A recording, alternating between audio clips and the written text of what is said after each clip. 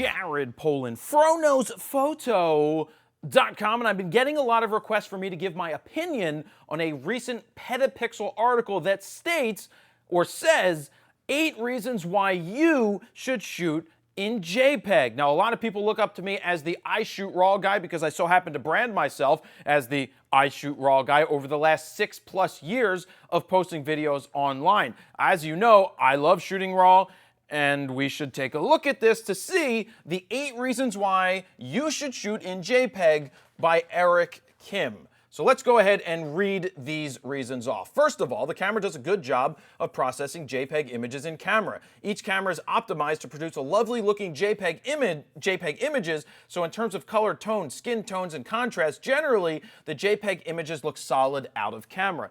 Now, nobody's going to argue the fact that JPEGs have come a long way and look absolutely fantastic and are extremely usable if you get your presets correct in your camera. If you're setting your picture styles correctly, you should get a very, very usable JPEG file out of the camera. Nobody's going to contest that.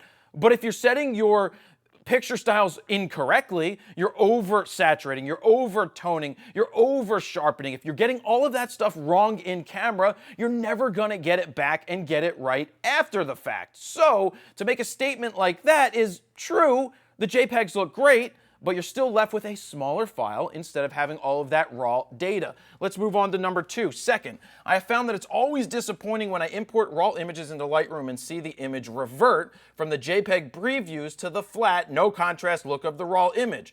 Of course, this problem can be solved if you apply a preset upon import, but sometimes the presets never look as good as the original JPEGs. First off, presets are not meant to be an overall thing that you do on every single file that comes in. Not every file is going to be the same as a preset that you press, but I know that using the Nikon RAW editing software, which I personally don't use, I use Lightroom, that when you bring a RAW file into Nikon software, it maintains and retains the JPEG conversions. You can turn it off, you could start back at the beginning, it automatically saves those. So let me take a look back here real quick. The flat thing. Yeah, is it disappointing when it strips it out? Well, that's the raw data. You are left with the raw data that the camera captured so that you can go in and tweak the file to the best of your ability to process it to make the file great. The one thing, I don't know if Eric's ever shot film or comes from a film background, but what I will tell you is that way back in the day, not even way back, whenever you had a film lab where you took your prints,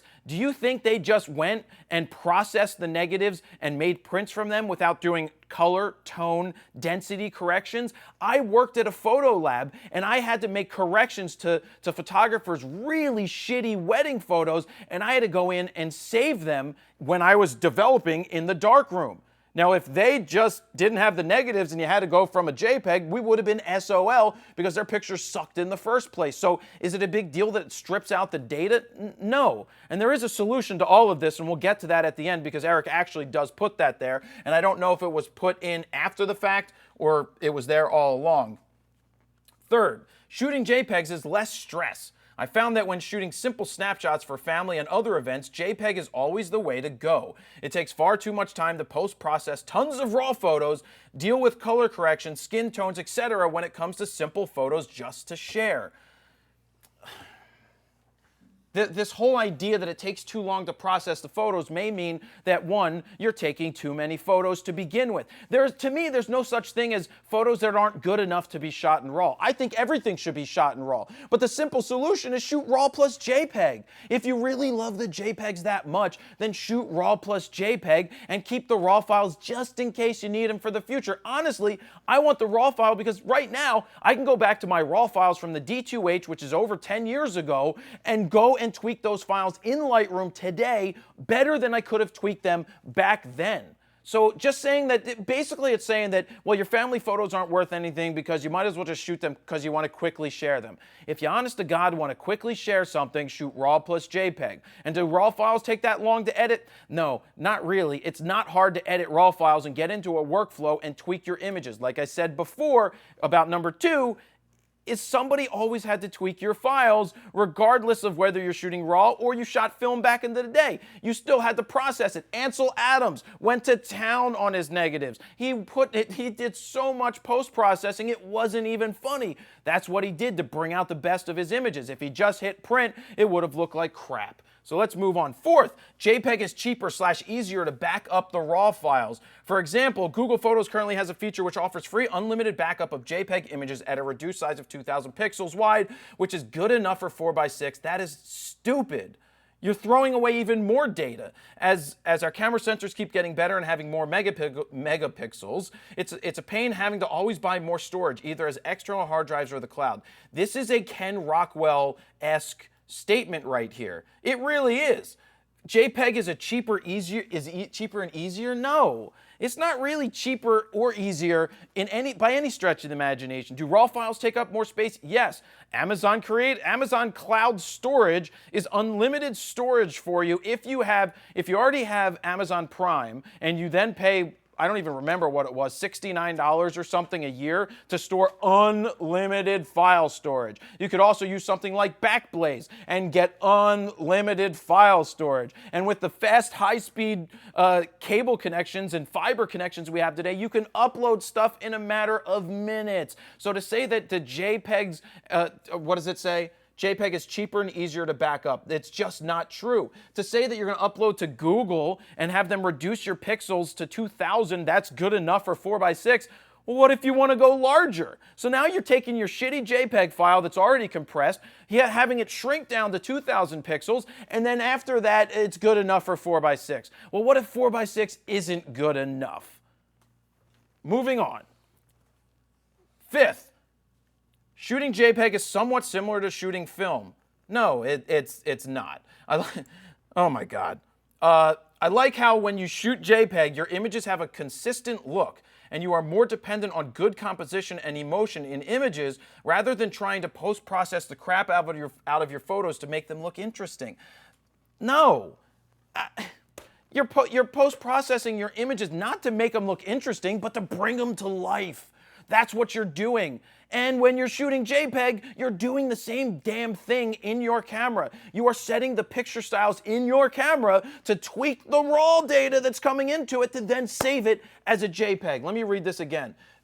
It's similar to shooting film. It's not. If you wanted to shoot film, you would have shot film. JPEGs are not similar to shooting film. Film is shooting film, and film I equate to shooting RAW because you have a negative to start back from. JPEG is throwing away all of the data that the camera doesn't think you need that maybe you would find useful. A consistent look, no. If the picture styles are set differently, you're not going to get a consistent look. The RAW file is going to start from scratch, and you develop your own processing, not using presets, not using what the Visco and all of these other film emulators and simulators. If you want to simulate film, shoot film, all right? Do something like that. But let me go back because I lose this consistent look. You develop your processing, your personal style yourself to get a consistent look. I have a consistent look. Do people agree with it? No. I boomify the shit out of stuff. That's what I personally do. That doesn't mean that it works for you. But when I was in the darkroom, guess what I did with my negatives? I used a 4 filter, a 3.5 to 4 filter, and guess what that did? It boomified my images. I've been doing that since I've been developing and printing my own prints way back in the day. So that's my own personal style. 6, there are some JPEG film simulators that look phenomenal, even better than presets. For example, the classic chrome color preset for Fuji cameras looks solid, and even the grainy black and white preset, I hate that, and on the Fuji Pro 2 with maximum grain applied, oh, looks fantastic. Yes, let's apply grain. And yes, I do know that you can apply these filters to raw Fujifilm photos, look under camera calibration in Lightroom, but not having to play around with Lightroom means less stress. No, it's not less stressful to not have to play around with Lightroom. Part of the battle is capturing the image. Going back to, I guess I missed something that the guy said a little earlier, that you could focus more on shooting. I shoot the same way whether I'm shooting film or I'm shooting digital. I am focused on capturing an image that tells a story and captures emotion. And I'm going to bring out the image in post-processing to give it life. Yes, JPEGs are fantastic. Nobody can argue that. But I want the RAW file to have all of that data, not because I may mess up, because I want that data. It's a cleaner file. I want it for the future. All of these points are kind of useless. Yes, you can, there are some JPEG simulators. I've already talked about this similar in the one right before. They're simulators. If you want to shoot film, and then call yourself a purist all day long, but you're still not a purist if you shoot film. You're only a purist if you use daguerreotypes, or you go back and pull a wagon around and shoot glass negatives and mix your own chemicals and risk death and all that from doing that. 7, JPEGs offer more creativity by having fewer options. No, it doesn't. I found that sometimes processing RAW files is stressful because there are too many options when it comes to post-processing images. Sometimes I will spend too much time post-processing photos. I often end up over-processing. That's your fault. In my images, over-processed photos are like adding too much salt to your food. And guess what? If you over-process your JPEG in camera, you can't pull back because you don't have the RAW file. Yeah, I'm getting a little adamant here, but this is just a BS statement. It's not less stressful to shoot. RAWs don't cause stress. The stress you're causing yourself is if you're shooting 8 billion photos and you think you need to process every one of them. If I go out and I shoot 400 photos and I come back and I have to process 150 or 200 of them, so be it. That's what we sign up for. Nobody went into the darkroom back in the day and said, oh snap, I shot a roll of 36. Oh, that's too many pictures to develop. Because you didn't develop them all. You made a contact sheet and you squared out the ones you wanted with one of those wax pencils, and then you printed the ones you wanted to print, and you processed them. Let me go back to this. RAW files are stressful because there are too many options. There are too many options. You're overcomplicating this. If you're adding presets and plugins and VSCO and thisco and thatco, you're gonna make yourself freaking nuts. When I go in and process, contrast, you guys know that. There's clarity. There's the top sliders that you use in Lightroom. It's not stressful. I actually love processing my images. It makes me feel calmer. 8. There is a wonderful sense of finality with a JPEG image. If you saw a scene in black and white and only shot it in black and white, you don't need to stress whether the color version would be any better. This is the same with black and white film. You can't convert a black and white film photo into color, nor can you convert a black and white JPEG into color. Ironically enough, by restricting our options, we can be more creative with our work. If you're gonna get into the color and black and white debate, which I personally do with my own images all the time, I like having the options of going color or black and white. I don't want to be restricted like I used to. We don't have to be. Film days are basically gone, except for the people that enjoy doing it, which is perfectly fine. But there's nothing wrong with having choices with your RAW files. You have the RAW file. The simple answer is RAW plus JPEG. If you really love the JPEGs that much, then shoot them. But I think it's more stressful to shoot a JPEG because you have to go into the picture style and futz with all of that stuff in the camera during your photo shoot instead of worrying about that later, where you can actually focus on shooting photos. Because if you're going to sit there and go and be like, you know what, I want to start shooting black and white. Oh, then I want to switch to color. Now I got to go ahead and switch it back to color. Oh, I'm going to shoot landscapes. Oh, I can't use vivid. I'm going to have to shoot something else. Because if you vividize it right off the rip, how are you going to pull back if it's meant to be a little muted when you go and post-process it? The image is not over when you take the picture. It's just beginning. It's how you process it. People have processed images for hundreds of years at this point, and we have the ability to do that with RAW files. Sure, you can process JPEGs. They do okay, but they're not as good as when you process RAW files. And we'll talk about if you mess up your exposure and you're off by a stop or two, you have a better ability of bringing back the RAW file than you do bringing back a JPEG. A JPEG is baked, a RAW file is not. Do whatever it is that you find you want to do, but I felt that I needed to comment on these 8 things. I'm not going to talk about his pictures right here, but then he's saying at the bottom, I'm not saying to only shoot in JPEG. A couple of caveats. First of all, I don't shoot entirely in JPEG. I shoot RAW plus JPEG, but if it causes too much stress, I don't know why you're doing it, sir,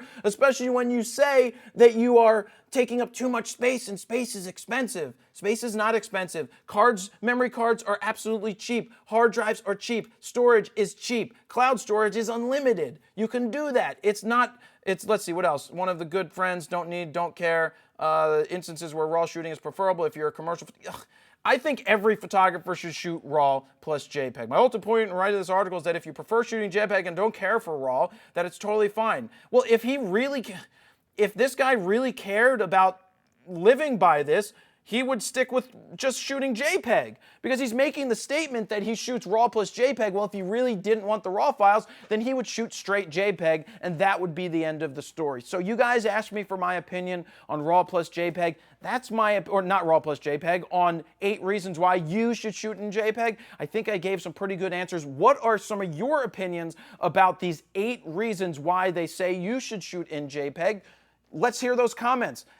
Leave them down below. Give this a thumbs up if you like it. If you want to pick up something I Shoot RAW related, go to store.froknosphoto.com. You can pick up I Shoot RAW shirts, I Shoot RAW hats. I got my I Shoot RAW bag. Anything that says I Shoot RAW on it, I've got it. The only caveat is we can't send it to the Eastern Europe. No, European Union, Norway, or Switzerland, but we ship everywhere else around the world. And one final thing, if you haven't signed up for the Froknos Photo email list, just put your name, email address in this orange box over on the website, and I will send you a free guide to capturing motion in low light situations. That's it, Jared Polin, FroknosPhoto.com.